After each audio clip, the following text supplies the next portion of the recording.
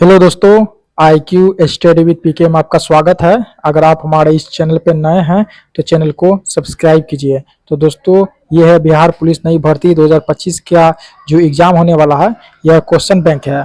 तो यह जो है क्वेश्चन बैंक है ज्ञान बिंदु GS एकेडमी यानी रोशन आनंद सर के द्वारा जो ये क्वेश्चन बैंक निकाला गया है, यह सेकेंड एडिशन का है। ठीक है, टोटल इसमें जो है 63 प्रीवियस ईयर क्वेश्चन पेपर है। ठीक है, और आज से हम लोग जो है इसमें जो करेंगे पेपर नंबर 2 हुआ था आपको 7/8/2024 को हुआ था। तो यह पहला क्लास है पेपर नंबर 2 का। इससे पहले जो है पेपर नंबर 1 करवा दिए हैं, उसका सारा क्लास भी हम जो है उसका प्ले लिस्ट बना दिए हैं, जो कि आपको इस वीडियो के डिस्क्रिप्शन में जो है प्ले लिस्ट मिल जाएगा। अगर पेपर नंबर 1 का सारा क्लास नहीं देखे हैं तो देख लीजिएगा। और यह जो है ना बुक बहुत यूजफुल है, और इससे जो है ना सर बोले हैं कि लगभग 80% क्वेश्चन आ सकता है इससे। तो यह बुक जो है बहुत इंपॉर्टेंट है, और इसमें हम पेपर नंबर 2 करेंगे इसमें। और यह फर्स्ट क्लास है पेपर नंबर 2 का। इसमें 7/8/2024 को यह जो है पेपर नंबर 2 हुआ था, और सीरीज 1 है ये, और सेकेंड एडिशन का है। इसे ध्यान से आप लोग देखिएगा, ध्यान से देखिएगा, तभी क्वेश्चन आप लोगों को याद होगा। बहुत ही कम दिन एग्जाम का बचा हुआ है, हम सारा करवा देंगे। तो चलिए आज का पेपर नंबर 2 हम लोग देखते हैं। ये जो है कंटेंट से देख लीजिए आप लोग, प्रीवियस ईयर सॉल्व पेपर है, जो विज्ञापन संख्या 1/2023 का था, जो पोस्ट था 21,391 कैंसिल्ड एंड री एग्जाम का। तो इसमें जो है ना पहला नंबर में जो है पहला पेपर जो हम करवा दिए हैं, जो आपको हुआ था पेपर नंबर 1 7/8/2024 को, ये करवा दिए हैं, इसे आप लोग देख लीजिएगा। और आज हम लोग करने वाले हैं पेपर नंबर 2, जो यह जो है पेपर नंबर 2 होगा, और जो 7/8/2024 को हुआ था। टोटल 100 प्रश्न है, क्योंकि पार्ट बाय पार्ट हम इस वीडियो को लाते हैं, क्योंकि इसमें डिस्कशन भी करवाते हैं। तो चलिए पेपर नंबर 2 स्टार्ट करते हैं। तो यह पेपर नंबर 2 है, जो कि आप देख सकते हैं यहाँ पे 7/8/2024 को पूछा गया था। यही पेपर हम लोग करेंगे, और इसमें ये मैथ का क्वेश्चन है, तो हम लोग इसमें GK GS का क्वेश्चन देखेंगे, जो 4 नंबर प्रश्न से स्टार्ट है यहाँ से। तो चलिए स्टार्ट करते हैं, और वीडियो में लास्ट तक बने रहें। इसमें 4 नंबर का प्रश्न है, दो कथनों को अभिकथन A और कारण R के रूप में अंकित किया गया है। नीचे दिए गए कोड्स के आधार पर अपने उत्तर अंकित कीजिए। अभिकथन A है, मास का पारिस्थितिकी दृष्टि से बहुत महत्व है। कारण R है इसमें, मास चट्टानों को मृदा में अपघटित करते हैं और ये मृदा अपक्षरण को रोकता है। इसका राइट आंसर होगा ऑप्शन नंबर ए। दोनों A और R सही है, और R A का सही स्पष्टीकरण है।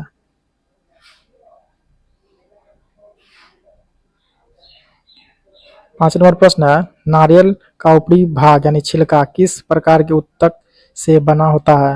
यह बना होता है दृढ़ उत्तक से। किससे? दृढ़ उत्तक से। 5 का राइट आंसर होगा ऑप्शन नंबर बी, दृढ़ उत्तक। देखिए, नारियल का ऊपरी भाग दृढ़ उत्तक का बना होता है।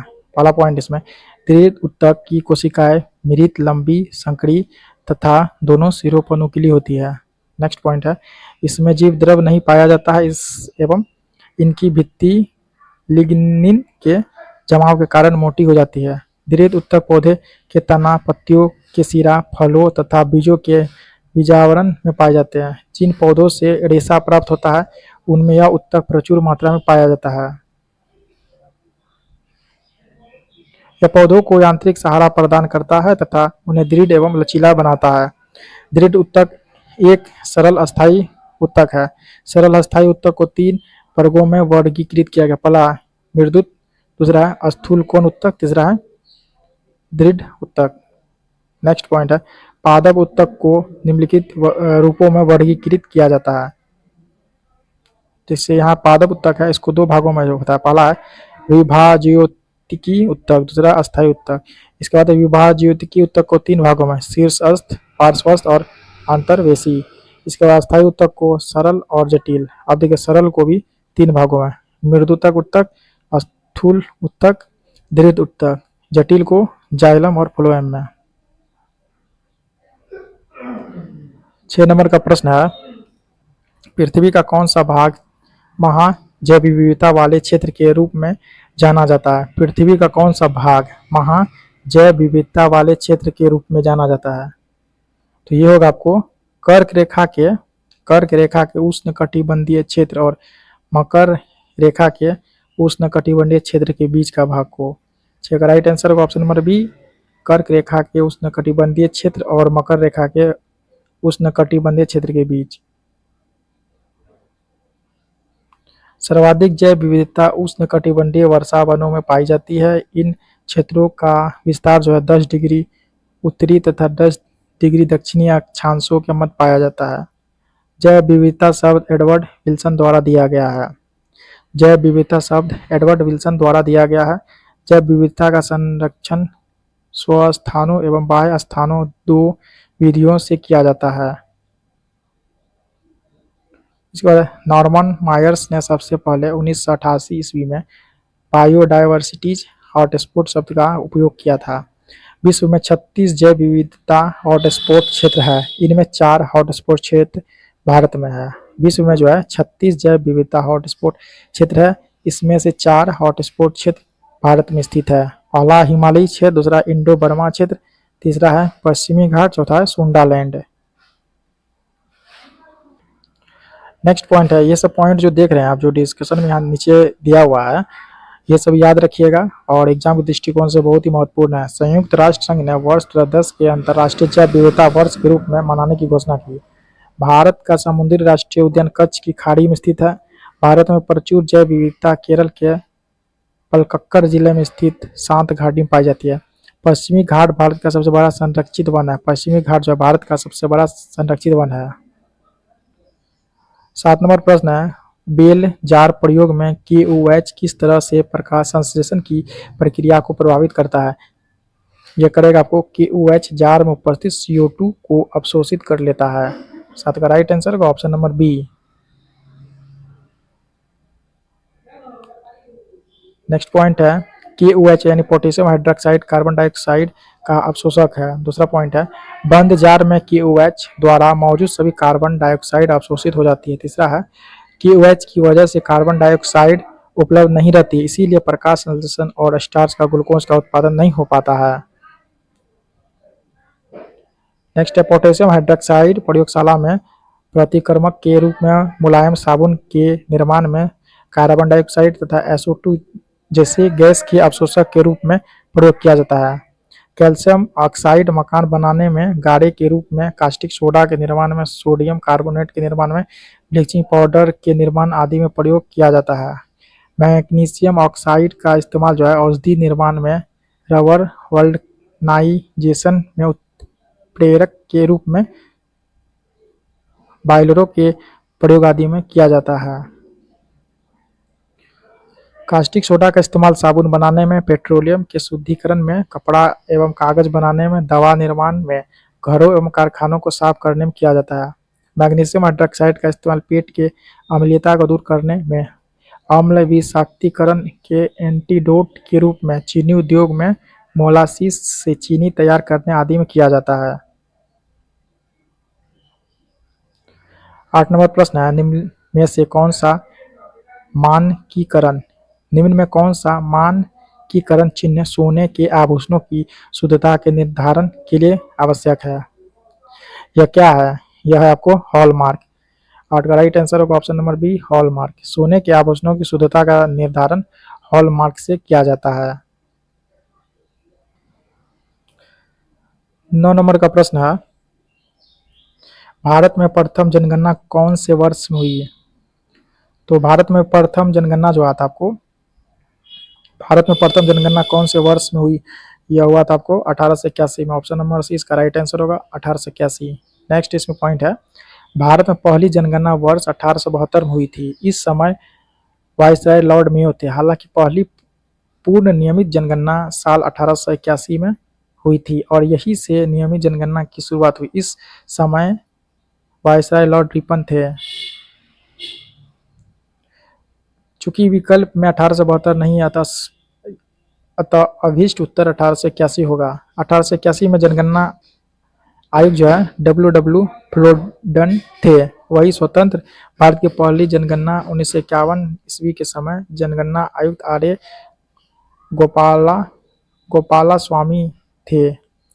भारतीय संविधान की धारा 246 के अनुसार देश की जनगणना कराने का दायित्व जो है संघ सरकार को सौंपा गया है। यह संविधान की 7वीं अनुसूची की क्रम संख्या 69 पर अंकित है। जनगणना संगठन केंद्रीय गृह मंत्रालय का अधीन कार्य है, जिसका उच्चतम अधिकारी भारत का महापंजीयक एवं जनगणना आयुक्त होता है। यह देश में जनगणना संबंधित कार्यों को निर्देशित करता है तथा जनगणना के आंकड़ों को जारी करता है। नेक्स्ट पॉइंट है, आधुनिक विश्व में सर्वप्रथम व्यवस्थित रूप से जनगणना स्वीडन में जो है 1749 में कराई गई थी। दशकीय जनगणना की शुरुआत 1790 ईस्वी से अमेरिका में हुआ। इंग्लैंड में जनगणना का शुरुआत जो 1801 ईस्वी में हुई थी। जनगणना प्रत्येक 10 वर्ष की अंतराल पर की जाती है। 10 नंबर प्रश्न है, संयुक्त राष्ट्र के अनुसार सतत विकास से संबंधित लक्ष्य संख्या है कितनी है? यह है 17। दस का राइट आंसर होगा ऑप्शन नंबर बी 17। इन लक्ष्यों को साल 2030 तक हासिल करने का लक्ष्य रखा गया है। इन लक्ष्यों को सितंबर 2015 में ऐतिहासिक संयुक्त राष्ट्र शिखर सम्मेलन में अपनाया गया था। संयुक्त राष्ट्र संघ की स्थापना 24 अक्टूबर 1945 ईस्वी को हुई।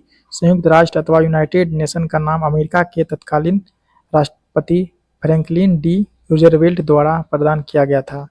संयुक्त राष्ट्र संघ के 6 अंग है। पहला है महासभा, दूसरा है सुरक्षा परिषद, तीसरा आर्थिक एवं सामाजिक परिषद, तीसरा है प्रन्यास परिषद, पांचवा है अंतर्राष्ट्रीय न्यायालय, छठा सचिवालय। संयुक्त राष्ट्र के कुल सदस्य देशों की संख्या जो है 193 है। अब 11 नंबर प्रश्न ये हिंदी से है। निम्नलिखित में से शुद्ध शब्द छांटिए। कौन सा शब्द इसमें शुद्ध है? ऑप्शन नंबर सी में जो नूपुर देख रहे हैं ये शब्द शुद्ध है। यहाँ है अशुद्ध और यहाँ है शुद्ध। देखिए अतिथि का क्या होगा? अतिथि। नूपुर का नूपुर। इस तरह से जो है इसका शुद्ध शब्द है। अर्चना, अर्चना इस टाइप से होगा, देख सकते हैं। चरण, त्योहार, त्योहार नहीं होगा, त्योहार होगा। चेष्टा नहीं होगा, चेष्टा होगा। इसके बाद है प्रमाणिक, प्रामाणिक। हाथिनी, हथनी होगा। महीना, महीना होगा। दवाइयाँ, दवाइयाँ होगा। यहाँ चांद बिंदु यहाँ पर नहीं होगा, बिंदु होगा सिर्फ।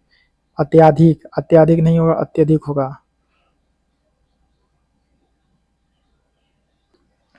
बारह नंबर प्रश्न है, अंधे के हाथ बटेर लगना लोकोक्तियों का अर्थ क्या है? तो इसका अर्थ होगा संयोग से अयोग या अनाड़ी को सफलता मिलना। ऑप्शन नंबर सी इसका राइट आंसर होगा, संयोग से अयोग या अनाड़ी को सफलता मिलना। 13 नंबर प्रश्न है, निम्नलिखित शब्दों में से अतिवृष्टि शब्द के लिए सही विलोम शब्द का चयन कीजिए। तो इसका होगा अनावृष्टि। 13 का राइट आंसर होगा ऑप्शन नंबर डी, अनावृष्टि। 14 नंबर प्रश्न है, ईस्ट सेंट्रल रेलवे का मुख्यालय कहाँ है? ईस्ट सेंट्रल रेलवे का मुख्यालय कहाँ है? तो ईस्ट सेंट्रल रेलवे का मुख्यालय हाजीपुर। 14 का राइट आंसर होगा ऑप्शन नंबर सी, हाजीपुर। इसमें है रेल मंडल है और इसका मुख्यालय है। देखिए उत्तर रेलवे का कहाँ है मुख्यालय? नई दिल्ली है, ठीक है। दक्षिण रेलवे का है चेन्नई है। मध्य रेलवे का जो मुंबई सीएसटी है। दक्षिण पूर्व रेलवे का है कोलकाता। उत्तर पूर्वी सीमांत रेलवे का है मालेगांव। उत्तर मध्य रेलवे का है इलाहाबाद। दक्षिण पश्चिम रेलवे का है हुबली। पूर्व तट रेलवे का है भुवनेश्वर। इसके बाद पश्चिम रेलवे इसका है पश्चिम रेलवे का चर्च गेट मुंबई। पूर्व रेलवे का है कोलकाता। दक्षिण मध्य रेलवे का है सिकंदराबाद। पूर्वोत्तर रेलवे का है गोरखपुर। पूर्व मध्य रेलवे का है हाजीपुर। पश्चिम मध्य रेलवे का है जबलपुर। इसके बाद उत्तर पश्चिम रेलवे का है जयपुर। दक्षिण पूर्व मध्य रेलवे का है बिलासपुर। इसके बाद है कोलकाता मेट्रो कोलकाता। दक्षिण तट रेलवे विशाखापट्टनम। नेक्स्ट पॉइंट है, भारत में सर्वप्रथम रेल 16 अप्रैल 1853 को मुंबई से थाने के बीच यानी 34 किलोमीटर की दूरी में चलाई गई थी। विश्व की सबसे पहली रेलगाड़ी 1825 ईस्वी में स्टॉकटन और डार्लिंगटन के बीच चली थी। भारतीय रेलवे बोर्ड की स्थापना जो है 1905 ईस्वी में की गई थी।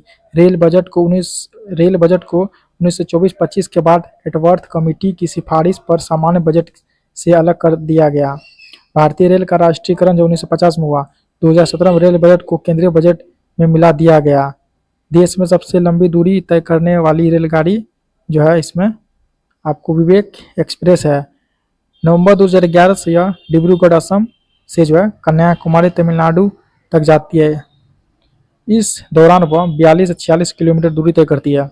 विश्व का सबसे लंबा रेल मार्ग जो है ट्रांस साइबेरियन रेल मार्ग है, जो लेनिनग्राड से व्लादिवोस्टोक तक जो है 93 से 32 किलोमीटर लंबा है। भारत में पहली विद्युत ट्रेन जो है बॉम्बे वीटी एवं कुर्ला हार्बर के बीच 3 फरवरी 1925 को चली थी। 15 नंबर प्रश्न है, निम्न में से कौन सी नहर भारतीय महासागर को भूमध्य सागर से जोड़ती है? यह जोड़ेगी स्वेज नहर। ऑप्शन नंबर सी इसका राइट आंसर होगा स्वेज नहर। स्वेज नहर का निर्माण 1869 ईस्वी में हुआ। इसकी लंबाई जो है 1956 ईस्वी में मिस्र द्वारा इस नहर का राष्ट्रीयकरण किया गया। पनामा नहर का निर्माण 4 अगस्त 1914 को हुआ। पनामा नहर पर प्रभाव में अमेरिका का अधिकार था। 2000 ईस्वी से इस पर पनामा का अधिकार हो गया। 16 नंबर प्रश्न है, राष्ट्रीय जलमार्ग नंबर 2 किस नदी पर पड़ता है? राष्ट्रीय जलमार्ग नंबर 2 जो किस नदी पर पड़ता है? यह पड़ता है ब्रह्मपुत्र नदी पे। ऑप्शन नंबर डी इसका राइट आंसर होगा ब्रह्मपुत्र नदी। 17 नंबर प्रश्न है, डैश में 80% भाग पर कृषि होती है? कहाँ पे? पंजाब में जो है पंजाब में 80% भाग पर कृषि होती है। 17 का राइट आंसर होगा option number B Punjab. Punjab में कृषि योग्य भूमि का जो है 42 लाख हेक्टेयर से ज्यादा है। यह राज्य के कुल भौगोलिक क्षेत्रफल का लगभग 83% है। हरियाणा में राज्य के कुल भौगोलिक क्षेत्रफल के लगभग 81% भाग पर खेती की जाती है। पंजाब को भारत में देश की खाद्य टोकरी व भारत के अन्न भंडार के नाम से भी जाना जाता है। पंजाब सिंचित भूमि के मामले में भी देश में शीर्ष स्थान रखता है। इसकी 98% फसल सिंचाई के अधीन है। 21 नंबर प्रश्न है, निशा गांधी नृत्य उत्सव डैश में साल में 2 बार मनाया जाता है? यह मनाया जाता है केरल में। Option number C Kerala. पहला अक्टूबर और नवंबर के बीच में, दूसरा मार्च और अप्रैल महीने में। निशा गांधी नृत्य उत्सव केरल के त्रिवेंद्रम में कनककुन्नू पैलेस के मैदान में स्थित निशा गांधी थिएटर में आयोजित किया जाता है। केरल के कुछ अन्य प्रमुख उत्सव इस प्रकार है, ओणम है, विशु है, नौका दौड़ है, त्रिशूर पूरम है, इसके बाद अडूर गण मेला है, थेय्यम महोत्सव आदि है। 22 नंबर प्रश्न, बिहार सरकार द्वारा इको टूरिज्म को बढ़ावा देने हेतु कन्वेंशन सेंटर कहाँ स्थापित किया जा रहा है? यह किया जा रहा है आपको वाल्मीकि टाइगर रिजर्व। 22 का राइट आंसर होगा option number B Valmiki tiger reserve. Valmiki tiger reserve पश्चिमी चंपारण जिले में स्थित है। वाल्मीकि टाइगर रिजर्व को वर्ष 1990 में बाघ अभयारण्य का दर्जा दिया गया था। वाल्मीकि टाइगर रिजर्व देश का 18वां एवं बिहार का एकमात्र बाघ अभयारण्य है। तो ये रणथंभौर नेशनल पार्क कहाँ है? राजस्थान में है। Gautam Buddha wild life sanctuary तो ये कहाँ है? बिहार गया में। सरिस्का टाइगर रिजर्व राजस्थान में है। 23 नंबर प्रश्न, संविधान के किस अनुच्छेद के अंतर्गत बिहार उच्च न्यायालय को बंदी प्रत्यक्षीकरण की रीट जारी करने की शक्ति प्राप्त है? यह आपको अनुच्छेद 226 के तहत। 23 का राइट आंसर होगा ऑप्शन नंबर बी अनुच्छेद 226। अनुच्छेद 226 के अंतर्गत उच्च न्यायालय राज्य क्षेत्र के भीतर बंदी प्रत्यक्षीकरण, परमादेश, प्रतिषेध अधिकार, परीक्षा और उत्प्रेषण रीट जारी करती है। नेक्स्ट है 24 नंबर प्रश्न, स्पोर्ट स्टार ACES पुरस्कार समारोह में घोषित स्पोर्ट ऑफ द ईयर 2024 कौन है? यह आपको मोहम्मद शमी। 24 का right answer option number D Mohammed Shami.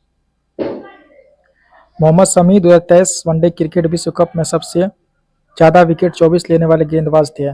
Sport star ACES पुरस्कार का 6ठा संस्करण 24 श्रेणी में दिया गया है।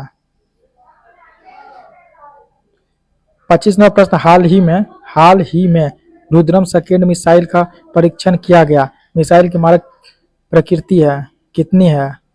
इसकी जो प्रकृति है हवा से सतह में जो है इसे वार किया जाता है। ऑप्शन नंबर डी इसका राइट आंसर होगा।